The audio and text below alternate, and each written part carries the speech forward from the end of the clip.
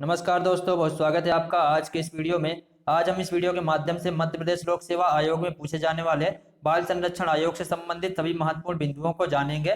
MPPSC के अलावा भी अन्य स्टेट पीएससी में भी इससे संबंधित क्वेश्चन पूछे जाते हैं। यदि देखा जाए तो कई सारी एग्जाम्स के लिए यह इंपॉर्टेंट हो जाता है। दोस्तों, इस वीडियो में हम बाल संरक्षण आयोग की स्थापना, गठन, संरचना, इसके अतिरिक्त जितने भी महत्वपूर्ण बिंदु हैं उन सभी को यहाँ पर हम देखेंगे। तो सबसे पहले यहाँ पर हम देखते हैं बाल संरक्षण आयोग क्या है।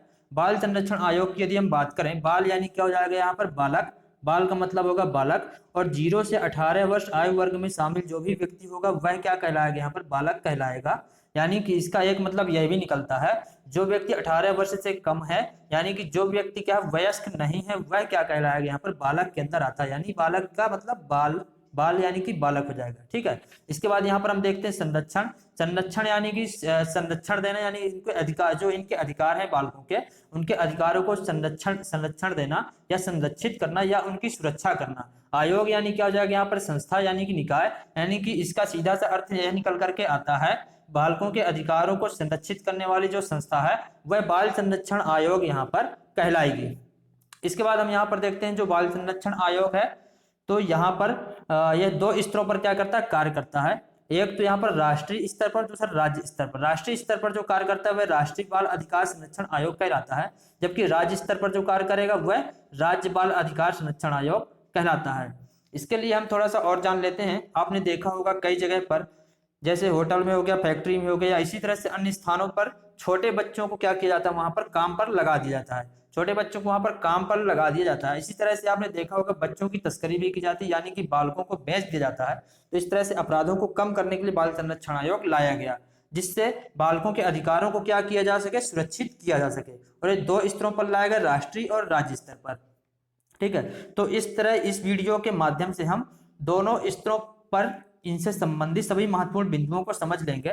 सबसे पहले यहाँ पर हम बात करते हैं इसकी स्थापना की। सबसे पहले हम बात करते हैं इसकी स्थापना की। तो इसकी स्थापना कब हुई? इसकी स्थापना की गई मार्च 2007 में, राष्ट्रीय स्तर पर इसकी स्थापना की गई थी, जिसे राष्ट्रीय बाल अधिकार संरक्षण आयोग कहा गया। उसके बाद हम यहाँ पर बात करते हैं इसकी जो स्थापना की गई है वह किस आधार पर की गई है। यह एक अधिनियम लाया गया था।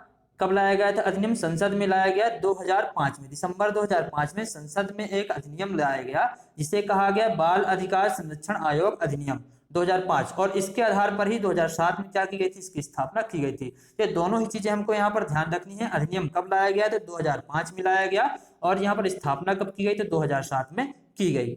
उसके बाद हम यहाँ पर देखते हैं इसका मुख्यालय कहाँ पर है। इसका मुख्यालय है नई दिल्ली में, इसका मुख्यालय स्थापित किया गया है। और यदि हम राज्य बाल अधिकार संरक्षण आयोग की बात करेंगे तो इसका मुख्यालय अलग अलग राज्यों में अलग अलग स्थानों पर स्थापित किया जाएगा। जैसे मध्य प्रदेश की अगर हम बात करें, एमपी की अगर हम बात करते हैं, तो एमपी में जो है तो कहाँ पर जाएगा, भोपाल के अंदर इसका मुख्यालय यहाँ पर स्थापित किया गया है। इसके बाद हम बात करते हैं यहाँ पर इसका गठन कैसे किया गया। इसका गठन किसने किया? तो केंद्र सरकार ने इसका गठन किया केंद्रीय स्तर पर, यानी कि राष्ट्रीय स्तर पर। जबकि राज्य स्तर पर कौन करता है? तो राज्य सरकारें क्या करती हैं, इसका गठन करती हैं। फिर बात करते हैं इसकी संरचना की। इसकी संरचना यदि देखी जाए तो इसमें एक अध्यक्ष कार्य करता है, 6 सदस्य इसमें होते हैं, और इसमें सचिव होता है। अध्यक्ष जो होता है उसके लिए यहाँ पर आवश्यक हो जाता है कि वह बच्चों के कल्याण हेतु क्या करे, कोई असाधारण कार्य किया हो, यानी साधारण कार्य नहीं हो, उसे ही क्या किया जाता है, यहाँ पर अध्यक्ष के रूप में नियुक्त किया जाता है। तो असाधारण कार्य का मतलब क्या है? असाधारण कार्य का मतलब यहाँ पर यह है, जैसे बच्चों के अधिकारों को सुरक्षित करने के लिए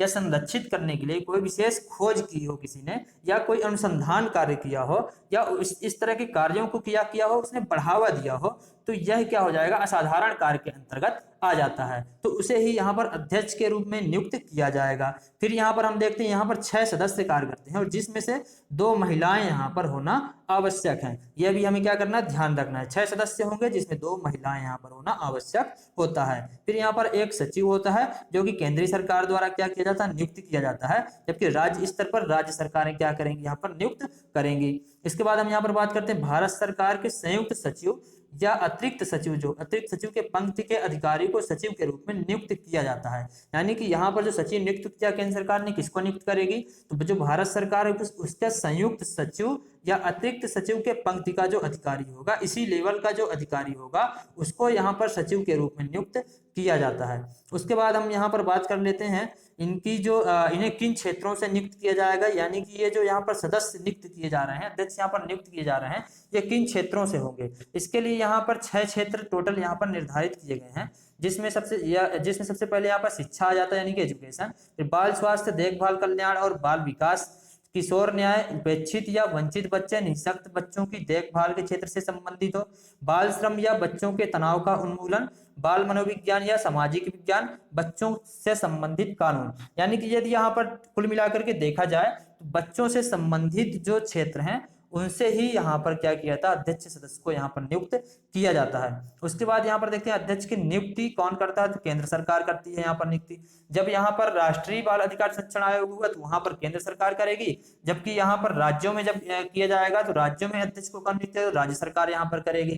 तो किस प्रकार से इनको नियुक्त किया जाएगा, इनको नियुक्त करने के लिए सबसे पहले तो अध्यक्ष को नियुक्त करने के लिए एक समिति गठित की जाएगी, चयन समिति, जिसमें 3 सदस्य होंगे, यानी 3 सदस्यीय चयन समिति होगी। और इस समिति के आधार पर क्या किया जाएगा, अध्यक्ष को नियुक्त किया जाएगा। और ये जो समिति यहाँ पर गठित की है, तो समिति कौन गठित करेगा, तो महिला एवं बाल विकास मंत्रालय विभाग के प्रभारी मंत्री जो होंगे यहाँ पर, वह क्या करते हैं, यहाँ पर ये समिति का गठन करते हैं और इस समिति के आधार पर अध्यक्ष की नियुक्ति यहाँ पर की जाती है। उसके बाद हम यहाँ पर बात कर लें पदावधि और सेवा की शर्तें। तो यहाँ पर पदावधि यानी कि पद की अवधि, यानी कब तक वह क्या करेंगे, कार्य करेंगे, कब तक वह कार्य यहाँ पर कर सकते हैं। 3 वर्ष तक अध्यक्ष हो चाहे सदस्य हो, 3 वर्ष तक यहाँ पर कार्य कर सकते हैं। और यहाँ पर जो अध्यक्ष होगा 65 वर्ष की आयु तक यहाँ पर रह सकता है, और जो सदस्य होगा उसके लिए 60 वर्ष की आयु यहाँ पर निश्चित की गई है। दोनों चीजें हमको यहाँ पर ध्यान रखनी है, अध्यक्ष 65 वर्ष तक कार्य कर सकता है, जबकि जो सदस्य है वह यहाँ पर 60 वर्ष तक रह सकता है। और ये क्या होते हैं, पुनर्नियुक्ति के पात्र होते हैं, यानी कि इनको दोबारा यहाँ पर नियुक्त किया जा सकता है, लेकिन 2 पदावधियों से अधिक के लिए यह पद धारण नहीं करेगा। यानी कि इसको 2 बार ही क्या कर सकते हैं, पद धारण कर सकते हैं, तीसरी बार इनको नियुक्त नहीं किया जाएगा। उसके बाद यहाँ पर हम देखते हैं केंद्रीय सरकार को संबोधित हस्ताक्षर सहित त्यागपत्र दे सकते हैं। यानी कि इसका मतलब यह है, यह कभी भी जब भी चाहे, अध्यक्ष हो चाहे सदस्य हो, जब भी चाहे तो केंद्र सरकार को अपना त्यागपत्र दे सकते हैं। और यदि राज्य बाल अधिकार संरक्षण आयोग है तो वहां पर राज्य सरकार को क्या करेंगे, त्यागपत्र देंगे। इसके बाद हम बात करते हैं यहाँ पर वेतन और भत्ते और सेवा की निबंधन व शर्तें। तो यह कैसे निर्धारित की जाएंगी, केंद्रीय सरकार द्वारा निर्धारित की जाएंगी। और ये क्या होंगी, पहले से जो विहित होंगी, यानी कि पहले से जो निर्धारित की जाएंगी वही यहाँ पर दिया जाएगा। बाद में वेतन भत्तों को, यानी कि नियुक्ति के बाद वेतन भत्तों को यहाँ पर कम नहीं किया जा सकता है, और इसमें यानी कि हानिकारक परिवर्तन नहीं किया जा सकता। उसके बाद हम बात करते हैं पद से हटाया जाना। पद से इनको हटाया कैसे जा सकता है, इनको पद से हटाने के लिए यहाँ पर हम देखेंगे केंद्र सरकार यहाँ पर हटा सकती है और राज्यों के स्तर पर राज्य सरकार हटा सकती है। इसके लिए कुछ यहाँ पर चीजें निश्चित की गई हैं, जैसे यहाँ पर साबित कदाचार या असमर्थता के आधार पर, यानी कि कोई अध्यक्ष सदस्य क्या करता है, दुराचार का व्यवहार करता है, या तो वह कार्य करने में असमर्थ हो गया, शारीरिक रूप से वह क्या है, कार्य नहीं कर पा रहा है, तो उसको यहाँ पर केंद्र सरकार या राज्य सरकार क्या कर सकती है, यहाँ पर हटा सकती है अपने अपने स्तर पर। उसके बाद यहाँ पर देखते हैं दिवालिया घोषित होने पर, यदि दिवालिया घोषित हो जाते तो इनको कार्य से हटाया जा सकता है। अपनी पदावधि के दौरान अपने पद के कर्तव्यों के बाहर किसी और नियोजन में लगता है, यानी कि जब ये यहाँ पर कार्य कर रहे हैं इस आयोग के अंदर, और इसके अतिरिक्त ये क्या करते हैं, किसी दूसरी जगह क्या कर रहे हैं, वहां पर भी कार्य करने लगे, और दो जगह क्या कर रहे हैं, कार्य कर रहे हैं, वहां से भी वेतन ले रहे हैं और आयोग से भी क्या कर रहे हैं, यहाँ से भी वेतन ले रहे हैं। तो ऐसी स्थिति में क्या किया जाएगा, इनको इनके पद से केंद्र सरकार और या तो फिर राज्य स्तर पर राज्य सरकार क्या कर सकती है, इनके पद से हटा सकती है विकृत चित्त होने पर। विकृत चित्त यानी कि किसी की मानसिक स्थिति यदि ठीक नहीं है, या वह क्या कर रहा है, पागल हो गया है, तो ऐसी स्थिति में क्या किया जा सकता है, उसको इनके पद से हटाया जा सकता है। पद का दुरुपयोग करता है, यानी कि बाल अधिकार संरक्षण आयोग जो है उसके कर्तव्यों को यदि पालन नहीं करता है तो, और पद का दुरुपयोग करता है, तो उसके पद से इनको हटाया जा सकता है। इसके बाद कारावास से दंडित होने पर, इसका अर्थ यह है यदि इनको क्या हो जाए,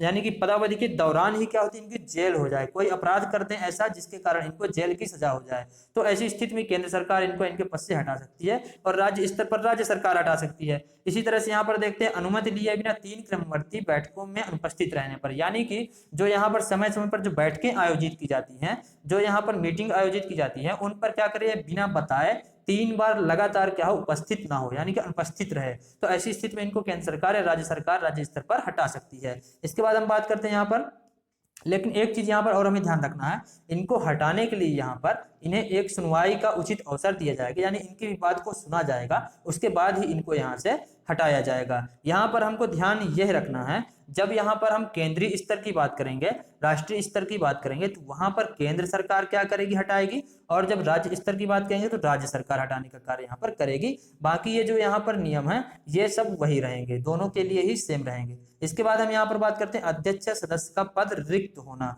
मान लिया किसी अध्यक्ष की क्या हो जाए, मृत्यु हो जाए, या वह किसी कारणवश कार्य नहीं करता, या वह क्या करते, त्याग पत्र दे देता है, तो ऐसी स्थिति में अब क्या होगा, नया अध्यक्ष या नया सदस्य यहाँ पर चाहिए होगा। तो यहाँ पर 90 दिन के भीतर कहा गया, 90 दिन के भीतर यहाँ पर नई नियुक्ति करके पद को भरा जाएगा। यह हमें यहाँ पर ध्यान रखना, 90 दिन के भीतर यहाँ पर नई नियुक्ति की जाएगी। उसके बाद यहाँ पर हम बात करते हैं, यह नियुक्ति शेष कार्यकाल के लिए की जाएगी। यानी कि मान लिया 3 वर्ष का कार्यकाल है, 1 वर्ष यह क्या कर चुके, कार्य कर चुके हैं, अब बचे कितने यहाँ पर 2 वर्ष बचे, तो 2 वर्ष के लिए इनको अब क्या किया जाएगा, नियुक्ति यहाँ पर की जाएगी। यानी दोबारा जो यहाँ पर नियुक्ति की जाएगी 2 वर्ष के लिए की जाएगी। अगला महत्वपूर्ण बिंदु हमारा आयोग की वार्षिक रिपोर्ट। आयोग की वार्षिक रिपोर्ट यानी कि पूरे वर्ष के दौरान जो आयोग ने क्या किया, कार्य किया है, उस कार्य का लेखा जोखा तैयार करेगा, यानी कि विवरण तैयार करेगा, और उस विवरण को रिपोर्ट तैयार करके किसको देगा, केंद्र सरकार को देगा या राज्य सरकार को। राज्य आयोग होगा तो राज्य सरकार को देगा।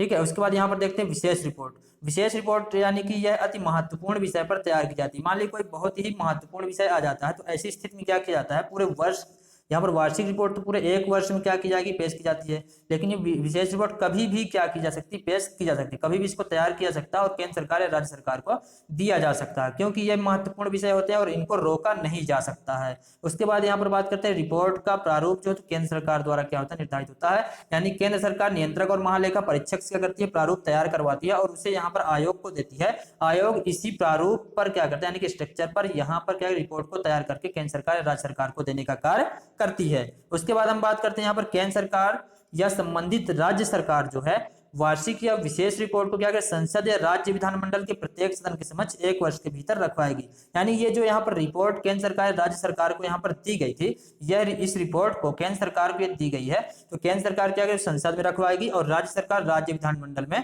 रखवाएगी 1 वर्ष के भीतर। यह भी हमें क्या करना है, यहाँ पर ध्यान रखना है।